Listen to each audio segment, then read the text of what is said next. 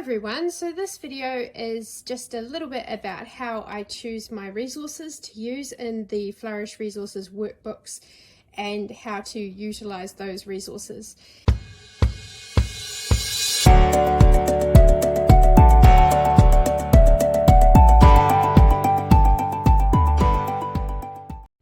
So in our first YouTube video, we went over how to plan and prepare the resource.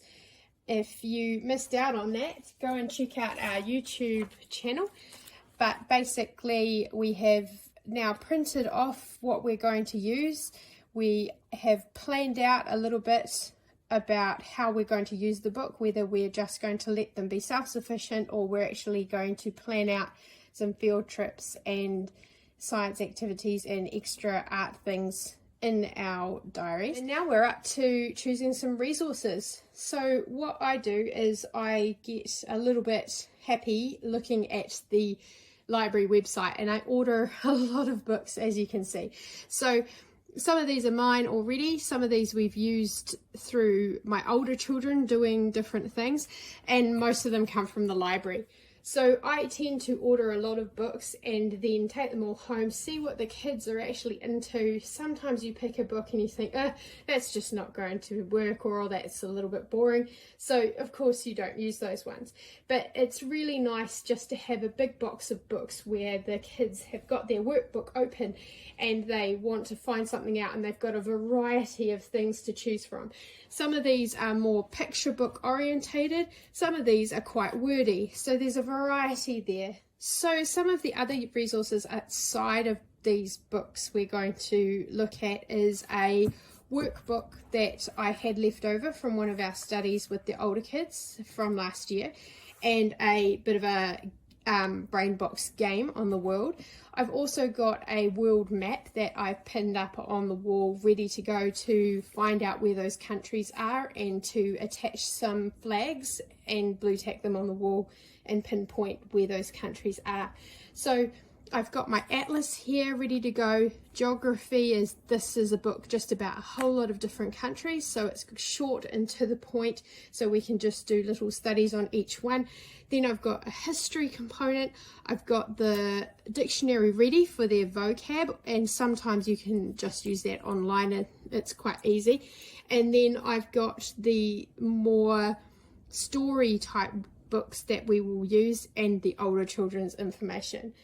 One other thing that I do that might be of help to you is I do separate some of the readers into ones that I really 100% want to read to the kids, so I know that they've heard the whole book. So we have a read aloud time in the morning, or you could use this before bed or whenever it suits you, and these are the books that I just really want them to hear the whole thing, and they can do colouring while they're listening, or they can write in a exercise book what they're actually learning from that book. So they can be non-fiction or they can be fiction.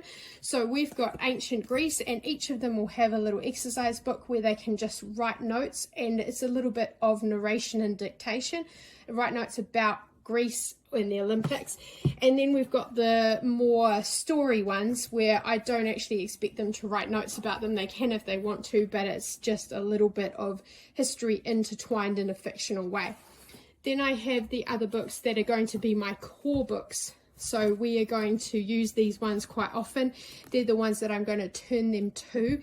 If there is a country, for example, I want them to look at a flag or find the flag, I will send them to this so we can read about that country together. Or say I want something specific on a sport, I'm going to go to the Winter Olympic book. So there are others again that are niceties. So I don't expect my 5-year-old is going to really want to analyse the ancient versus modern Olympics, but it's there just in case the 8-year-old picks it up and is interested and wants to have a look at it, or a question arises and we need to research it together. A lot of this stuff is online. You'll find that, especially for the New Zealand athletes, we're going to go online to find that because you obviously don't have a book about that.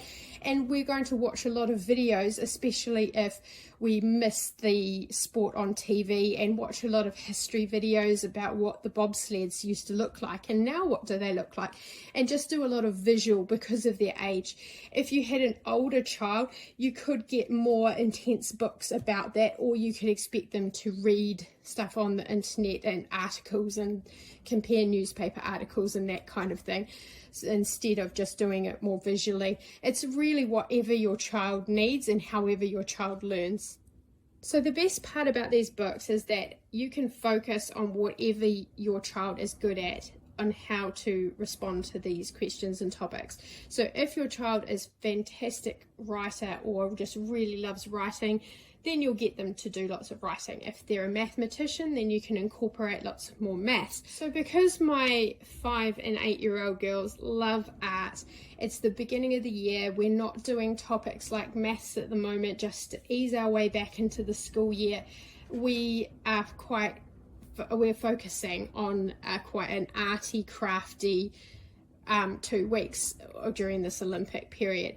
So a lot of this you'll look at and see that it's new, and that's only because we have started our school year now.